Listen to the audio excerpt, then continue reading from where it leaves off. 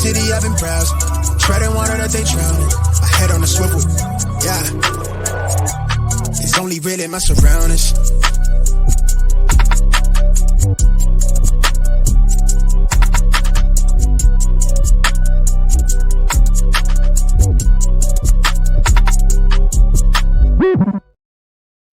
Hello and welcome to another episode of YouTube Only Smash Accept Content. I'm your host, Michael Royer. You can find me on Twitter at DynastyDadFF. Joining me as always, my main man, Snoog. How you doing today, brother? Doing good, Dad. Back from Vegas, ready to jump on here and talk about some very key this or that type of players. So I'm excited for this because we're going to help you guys kind of figure out what tearing down, tearing up, and the moves you need to be making in your Dynasty leagues look like. Absolutely. In today's episode, and we're kind of bringing it back from last year, a little bit of smash or pass. So I'm going to go over a scenario here for Snoog. I want you to say if you're going to smash or pass. So smash would be the trade on the second half. Pass would be the first guy. So the first trade I have for you, and all of these I've kind of tiered off of what keep trade cut values are right now, mix them in with a little bit of our Smash Accept Patreon. Make sure you guys check that out. It's the best content you can get to get you guys into the promised land in 2024. But our first one is Marvin Harrison Jr. or Chris Olave and a mid-25 first. So smash the trade aspect of getting Olave and that mid first, or pass, keep Marvin Harrison Jr. Smash Chris Olave. I think you're tearing back from like my Dynasty wide receiver 5 to like the 9 to the 10, 11-ish. You're staying in the top 12 and you're getting a rookie first that's considered to be a 106, 109 area where you're going to probably lock in a very good running back and a stacked running back class. And there's like 4 very good caliber wide receivers coming out too. So anything within the 101 to 110 in that 2025 class is valuable. You're staying in that top 12. You're getting another elite young wideout and you're getting that first. I'm taking that all day, especially in deeper formats.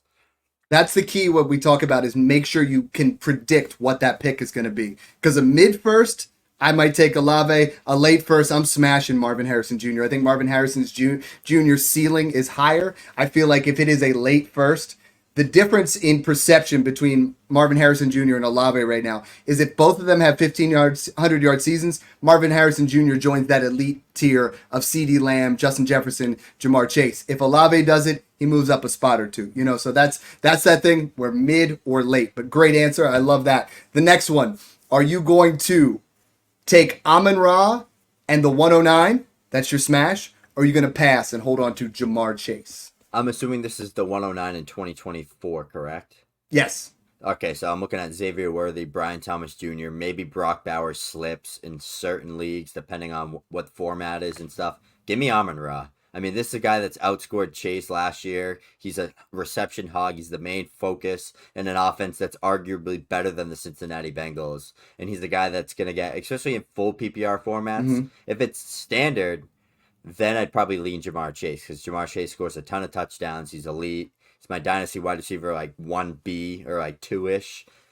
Amon-Ra, though, he's like that 4 for me, and you're getting that 109. So you're getting another shot at a guy that could be a top 24, top 20 Dynasty wideout, or Brock Bowers, who could be literally the Dynasty tight end 1. So 2 for 1 there. I'm getting a guy that could score similar points, same age, got a massive contract, tied to a good quarterback. Sign me up with that side as well. Yeah, this is, for me, I'm looking at my wide receiver 3 versus my wide receiver 4. Amon-Ra St. Brown, if you just take the names off and you just look at the numbers, you would say these guys are in the same tier, but they're not, just based off of public perception. Again, smash Amon-Ra St. Brown. Next one, Ceedee Lamb and a late first, or Justin Jefferson and a mid-second. Everyone's asking me, are we ready to move Ceedee Lamb into that wide receiver 1 overall spot? Is this enough, a mid-second to a late first in 2024 to change it for you? Yeah, that's enough. I mean, Justin Jefferson's the best wide receiver we've ever seen, especially starting out at a young age. But Ceedee Lamb, I mean, just put up 180 targets, 1,800 yards, wide receiver 1 overall finish. He's right there. He's tied to Dak Prescott, and you get that first to tear off from a second. That's a big jump, Dad. Like, that's a top 30 to 40 dynasty, like a top 50 dynasty asset potentially versus a 10th round asset. So give me that all day. Yeah, you're talking Jonathan Brooks versus, Blake Corum. So I love that. Next one. Are you going to smash a mid-25 first in Jackson Smith and Jigba? Or are you going to pass and keep Malik Neighbors? Ooh, this one's actually really interesting. I'm all for J. I'm not giving up on JSN. Like I know the situation isn't great, but like I'm all for the talent, the prospect he was. But I think we've talked about this before. Like if he doesn't do good this year, then he's gonna drop another like 20 spots, and then it's like shit. Now he's worth a second. Hmm. So I have him comfortably in my top 24 dynasty wideouts right now, and the landscape's super deep. But Neighbors is in my top 10, like dynasty wideout. It's like he is a guy that could jump into that top 5. He could be that Garrett Wilson rookie season where he's putting up 1,100 yards and jumps into the top Hmm. 5 with ease, even with bad QB play. I think Neighbors is the safer option, but if you want to really take that risk and bank on that JSN breakout, I don't hate it because you're getting another first that could be like Luther Burden or Quinshon Judkins or Ollie Gordon or Ashton Jonty or Shador Sanders, one of these guys that could jump into that top 4 round startup pick, and then you're like, damn, like I just got JSN in the top 4 round startup pick Hmm. for a wide receiver one that's in my top 10. So you could look at it either ways, but Neighbors is definitely the safer route to take.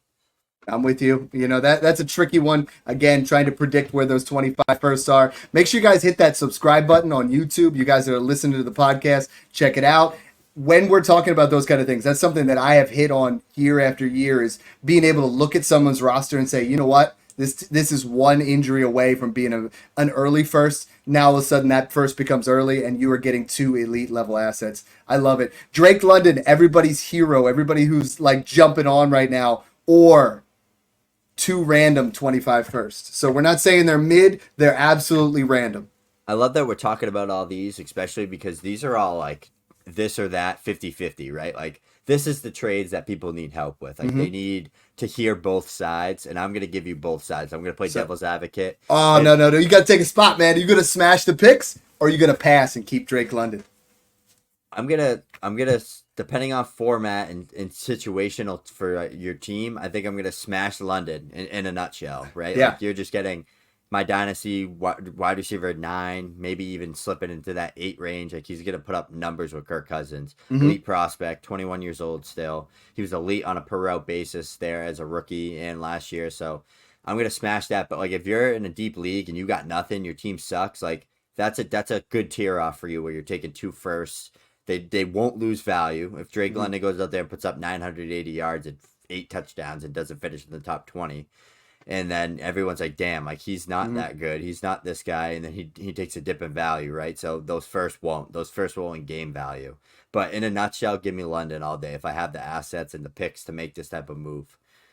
Yeah, I'm going to smash London. He's what we call a foundational wide receiver at Smash Accept. If you guys didn't see that episode a couple weeks ago, we did that where you want to build your team around these foundational wide receivers, around these guys that are going to be here around for a long time. One of those guys, are you going to smash Devonta Smith or pass and keep Ladd McConkey and Brian Thomas Jr.? I had this exact trade the other day, and I was like, okay, so you're looking at 110 and 111, or Devonta Smith, who's worth a 1.6, 1.7.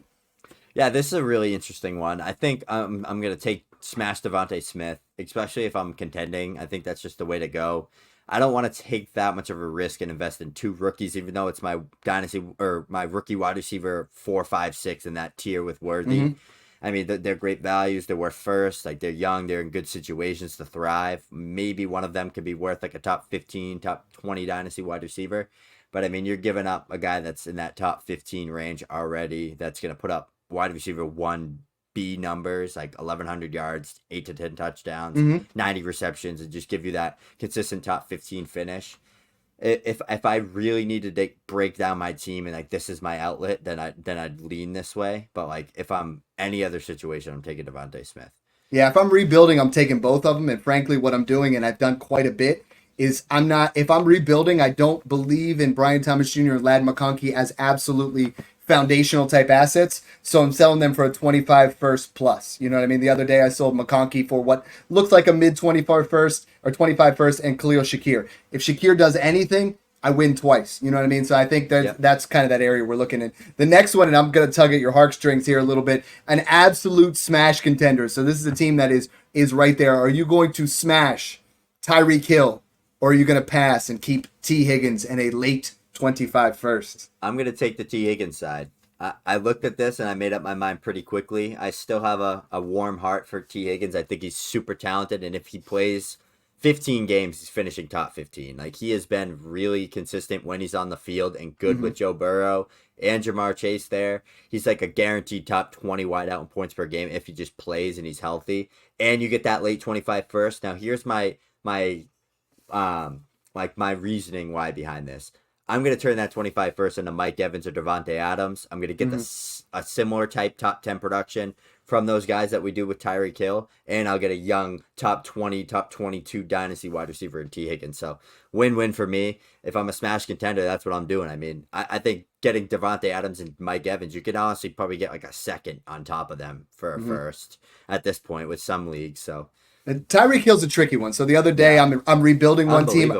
I traded Tyreek Hill straight up for Drake London. If I'm rebuilding, I want Drake London. In this situation, I always talk about insulating. I always say I want the pick plus. So if I have a team that's, right now, I don't have a ton of depth at running back. I don't have a ton. So then I'm going to take T. Higgins, and then I'm going to take my late 25 first, and I'm going to trade it for a running back that's going to smash. I'm going to get Joe Mixon plus. I'm going to get, Isaiah Pacheco plus. I'm going to load up on that bench. If this is the final piece of the puzzle, and I have a lot of these teams, Snoog, where my bench has 7 running backs that should start for everybody else in the league, and I have enough. Tyreek Hill is that last guy to put you over the top. I think he's a league winner because he's going to put up top 3 numbers, and now they're talking about a contract extension. So if he signs a 3-year deal, Tyreek Hill could be around for a little bit longer than what we anticipated. So that one's exciting. Next one, tugging at your heartstrings again.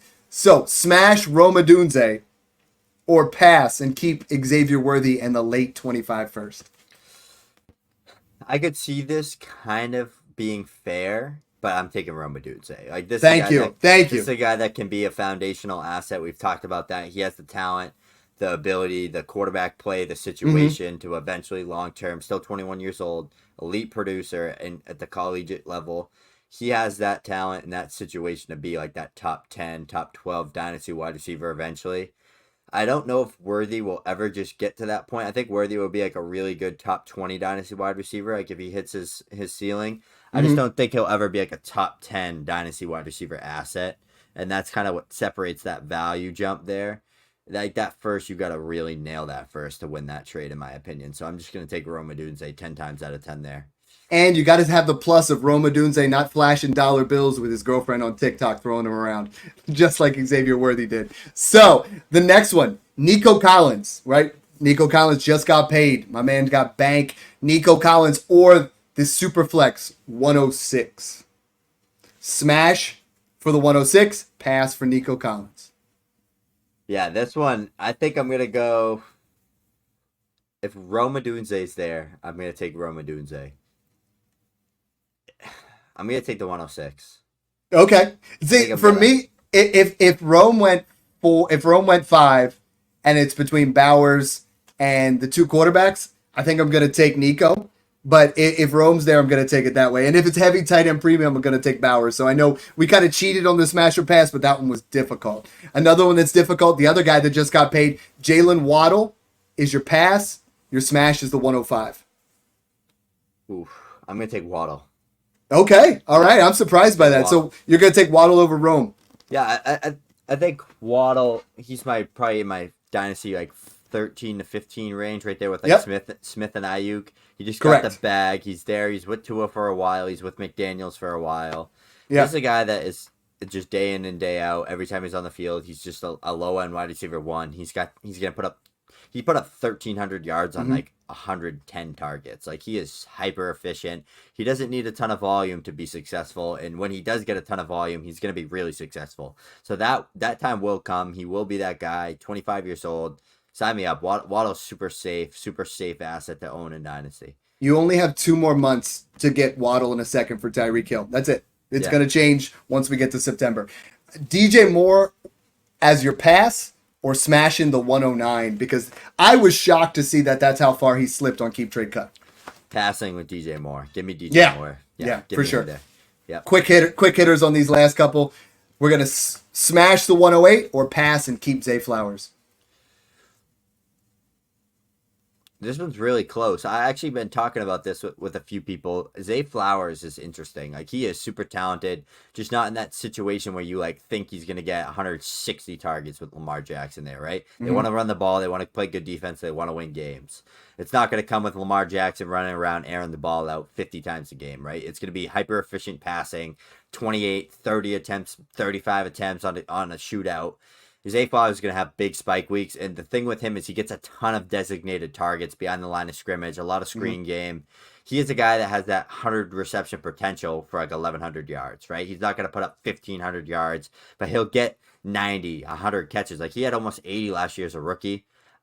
I think I'm still going to lean that 108 just because it's either probably QB 3 or 4, depending on the league, or it's Bowers or something. If it's 9, I'm taking 9. It's like Flowers. 8, Flowers 9, and that's how I look at it. Yep. And then this one blew my mind. You could just say one word on this one because, Pickens or the 110. You and I have been running this train, talking about how exciting he could be at 108, 109. Keep Trade Cut has him at 110. Yeah, I'm going to take Pickens here. Obviously. All path is towards him, right? Clear path to targets. There's no number 2 option in that passing game. He gets that veteran quarterback that has been great at feeding that number 1 guy. DK Metcalf was elite. Cortland Sutton put up like 10 touchdowns and like 800 yards last year. He loves those big, fast, tall, athletic wide receivers. George Pickens checks that box. Clear target. We look for guys with decent QB play, clear path to targets, and talent. He checks all 3 boxes. Sign me up. Let's talk about a guy who I know you and I don't necessarily agree on, but are you going to smash the 111 or are you going to pass and keep Addison? Ooh, this one's interesting. I think if it's Worthy or Brian Thomas, I'd probably take Worthy over Addison. If it's Brian Thomas Jr., I'd probably still take him over Addison, but I'd take Addison over McConkey. So I think it depends who's there at the 111, but if it's McConkey or Brooks, I'd take Addison there, I think. I'm taking Addison over all of them. I mean, for me, everybody keeps saying, okay, well, J.J. McCarthy's there and he's going to be moving back into the offense, but you keep forgetting T.J. Hawkinson is going to miss multiple weeks. Addison's going to have that opportunity where the dude was a touchdown machine. I think he's very talented. You and I loved him last year in the process, so I'm trying not to, I keep hearing a lot of people trading the 201 in their rookie draft. I'm like, whoa, chill. Addison's still a good talent. Speaking of a talent here that I got to end it on, because I keep, I'd be remiss if I didn't talk about Keon Coleman. Smash the early 25 seconds. So we're going to call that in a 12-team league, the 201. So pick 13 or Keon Coleman. Ooh. In this situation, I'm going to make the bet on Keon Coleman to show us something in year 1. Good if enough he shows that I can anything, flip him for a 25 first. Yes. So I've been talking to guys that are in their rookie drafts and they're in a full rebuild. And they're like, Dad, what should I do with the 103? And I talked to a guy in the Patreon. I got him to give up the 103 for the 109 and 1 quarterback and get 2 firsts. So he got Keon Coleman to stack with Josh Allen and 2 firsts. And it's like, we have never seen a wide receiver taken where we want him to go like this, being the clearest path to being the wide receiver 1 and not had him as a first round wide receiver. He could go out there and literally put up 600 yards and have like 4 highlight plays and be worth a second next year. So it's exactly. Give me that gamble. Thanks for tuning in, guys. This is awesome. We love, talking to you guys on YouTube. You guys keep putting comments in the section. I'm always jumping on those. We do live streams every Tuesday and Wednesday where we're, chopping up on our normal podcast. You can find us on Apple, Spotify, all the major podcasts. Make sure you guys hit that subscribe button. Check out the Smash Accept Patreon and enjoy the process.